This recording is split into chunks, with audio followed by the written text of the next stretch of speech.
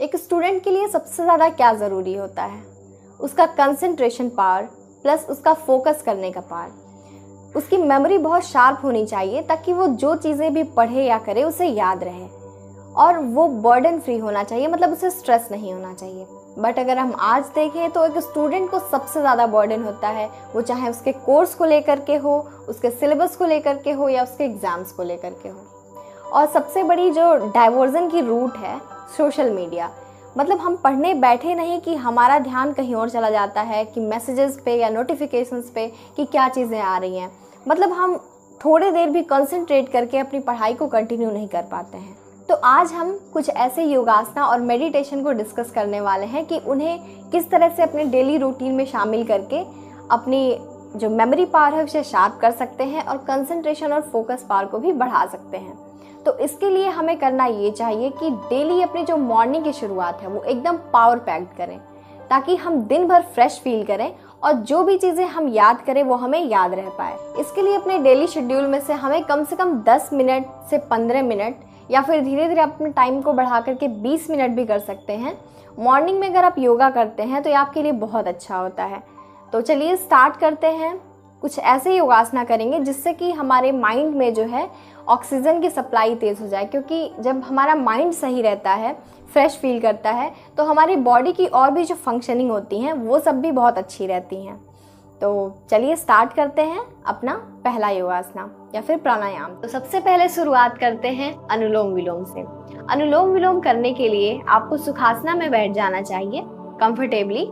उसके बाद अपने लेफ्ट हैंड से ज्ञान मुद्रा बनाइए बिल्कुल इस तरह से, और इसको अपने बाएं साइड मतलब कि बाएं घुटने पर इस तरह से रखिए, और अपने राइट हैंड से नासिकाग्र मुद्रा बनानी है जो कि इस तरह से बनेगी फोल्ड करके, और इसको इस तरह से अपने नॉस्ट्रिल्स पे रखनी है।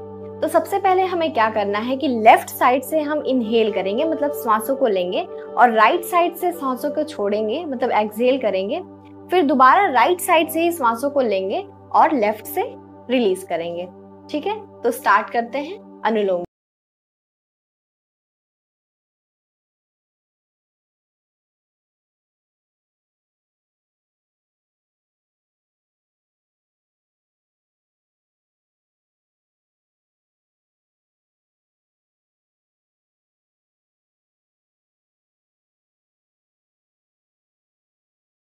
को करना है ये कम से कम आप 1 मिनट तो करिए, क्योंकि सिंपली आपको इनहेल और एक्सहेल करना है। तो आप 1 मिनट तो कम से कम रोज कर ही सकते हैं। प्लस धीरे धीरे जैसे भी आप रहें फिर टाइमिंग अपना बढ़ा सकते हैं। अब हम करते हैं, हमारा जो नेक्स्ट है वो भस्त्रिका प्राणायाम है। तो भस्त्रिका प्राणायाम करने के लिए जो सबसे ज्यादा जरूरी होता है वो ये कि एक रिदमिक हमारा इनहेलेशन एक्सहेलेशन होता है। मतलब कि जितनी स्पीड से हम सांसों को लेते हैं उतनी ही स्पीड से सांसों को छोड़ते भी हैं। तो बिल्कुल इस तरह से अपने दोनों हाथों से ज्ञान मुद्रा बनाइए और दोनों पैरों के घुटनों पे इस तरह से रखिए और सांसों को लेते और छोड़ते हैं।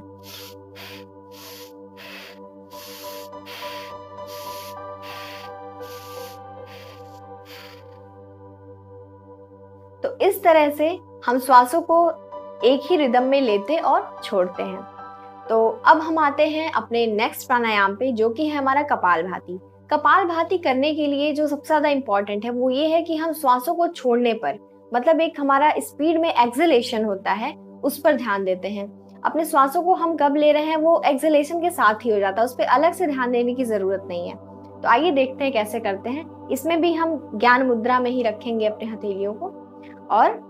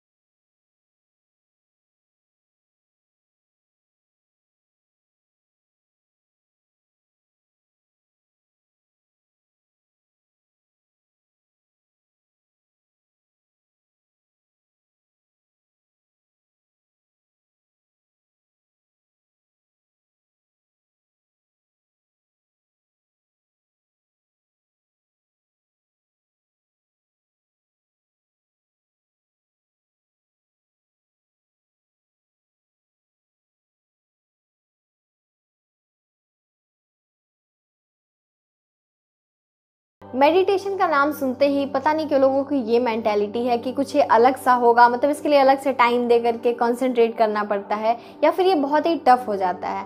बट बेसिकली मेडिटेशन बहुत ही सिंपल है, आपको थोड़ा सा ध्यान देने की ज़रूरत है। सिर्फ 3 स्टेप्स में बहुत ही इजीली आप मेडिटेशन को परफॉर्म कर सकते हैं और रिजल्ट भी बहुत अच्छा आएगा।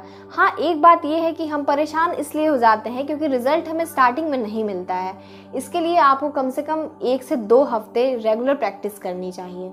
ये माइंड के लिए बहुत ही अच्छा होता है, हमारी मेमोरी पावर को बढ़ाता है, कंसंट्रेशन पावर को बढ़ाता है, प्लस हमारे अंदर पॉजिटिविटी की जो एक एनर्जी होती है उसका इंक्रीजमेंट करता है। तो इसके लिए करना क्या चाहिए कि इस तरह से ज्ञान मुद्रा में ही आप बैठिए, बिल्कुल सुखासन में बैठ सकते हैं रिलैक्स होकर के। सबसे बेस्ट होता है आई थिंक मेडिटेशन के लिए ये आसन। तो इस तरह से आप बैठेंगे, अपनी आंखों को बंद करेंगे और सिंपल से श्वास लेंगे और छोड़ेंगे। तो ये हमारा पहला स्टेप है मेडिटेशन का। मेडिटेशन में सबसे पहले हम श्वासों को लेते हैं और छोड़ते हैं, तो उसी पे कंसंट्रेशन हम अपना बनाते हैं। उसके बाद फिर तुरंत हम नोटिस करेंगे कि हर 2 मिनट या 5 मिनट में हमारा जो माइंड है वो डाइवर्ट हो जाता है, मतलब कहीं ना कहीं इधर उधर भटकने लगता है। तो हमें जो दूसरा प्रोसेस करना है वो ये है कि उसको फिर से दोबारा से आप ला करके अपने सांसों पे लगाइए या फिर यहाँ पे मिड आई पे देखिए, फोकस करिए। एक लाइट सा यहाँ पे आप इमेजिनरी बना लीजिए या फिर आपको दिखेगा। तो फिर आप इसको दोबारा से लाइए। जब दोबारा आपने ये ऑब्जर्व किया कि आपका माइंड डाइवर्ट हो रहा है तो आपने दोबारा इसको कंसंट्रेट किया, फिर उस तरह से श्वास पे कंसंट्रेट करिए। तो इस तरह से 3 प्रोसेस, मतलब कि पहले हमें अपने श्वास पे ध्यान देना है, दूसरा डाइवर्जन कब हो रहा है उसे ऑब्जर्व करिए कि आपका माइंड कब डाइवर्ट हो रहा है, और तीसरा फिर से उसको ध्यान पर लगाइए। तो इस तरह से आपका मेडिटेशन प्रोसेस पूरा होता है। तो अब हम करने वाले हैं पद्मासना। पद्मासना बेसिकली हमारे कंसंट्रेशन को सही करता है और बॉडी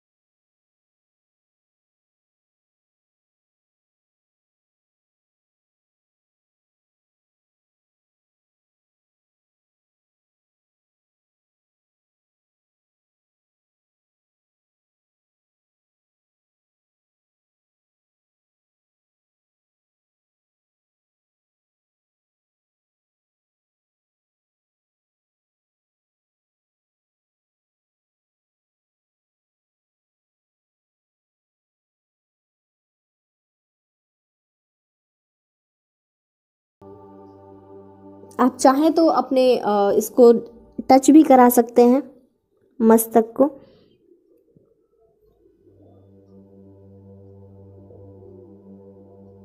कम से कम 30 सेकंड तक होल्ड करिए, फिर वापस उसी पोजीशन में आ जाइए और फिर इसे रिपीट करिए। इसे भी आप 1 से 2 मिनट तक कर सकते हैं। तो अब हम प्रैक्टिस करेंगे एक पोस्चर की, जो कि हमारा नटराज पोस्चर है या नटराज आसना। इसके लिए हमें खड़े होना पड़ेगा। तो नटराज आसना प्रैक्टिस करने के लिए हमें इस तरह से समस्थिति में खड़े हो जाना चाहिए। उसके बाद से अपने राइट लेग को, मतलब कि अपने साइड में एक तरह से टर्न करें, इस तरह से एक लेग को, और दूसरे को यहाँ से एंकल से पकड़ें। राइट लेग, अगर राइट लेग है तो राइट हैंड से इसका एंकल पकड़ें और एक को सामने करें और धीरे धीरे से इस पोस्चर में खुद को बैलेंस करें। फिर इस पोस्चर को रिलीज कर दें। सबसे अच्छा रहेगा अगर आप इसे होल्ड कर पाते हैं तो। फिर नेक्स्ट साइड में, मतलब अपोजिट साइड में, दूसरे साइड में करेंगे। इस तरह से पैर को करेंगे। लेफ्ट हैंड और लेफ्ट लेग, मतलब अपने लेफ्ट हैंड के लेग के एंकल को लेफ्ट हैंड से पकड़ेंगे और राइट को सामने करेंगे और इस तरह से झुकेंगे।